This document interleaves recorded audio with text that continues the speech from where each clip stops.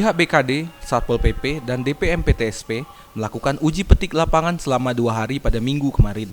Banyak ditemukan reklame dan rekonstruksi maupun papan merek di Kecamatan Lebong Utara dan Amen banyak tak mengantongi izin. Bahkan ada izinnya yang sudah mati. Namun OPD terkait telah melayangkan surat perintah pertama dan peringatan agar segera mengurus izin dan kembali mengaktifkan izin yang sudah mati. Oh ya, baik, terima kasih. Kemarin kita melakukan uji petik atau himbauan maupun peringatan kepada seluruh pemilik reklame yang ada di Kabupaten Lebong. Jadi pada saat minggu kemarin ada 2 hari kita lakukan uji petik terhadap seluruh objek reklame yang berkonstruksi yang ada di Muara Aman dan Kecamatan Amen.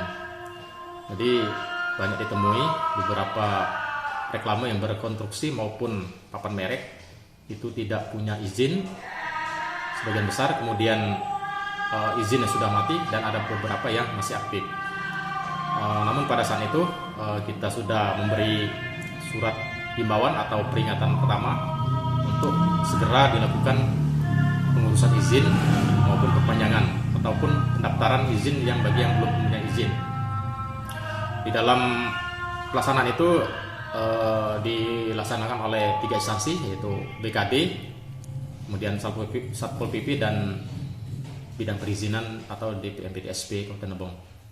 Selanjutnya tidak hanya penertiban reklame, namun perhotelan bahkan galian C akan dicek perizinannya untuk memaksimalkan PAD Kabupaten Lebong. Berdasarkan hasil evaluasi di lapangan, ada sangat banyak yang tidak punya izin. Kemarin sekaligus juga ada beberapa hotel kita cek kebenaran izinnya, jangan sampai nanti ada kesalahan prosedur dalam penarikan pajak maupun retribusi terhadap perhotelan. Dan langkah selanjutnya akan dilakukan secara terus-menerus karena tidak bisa dilakukan secara sekaligus mengingat personil kita sangat terbatas.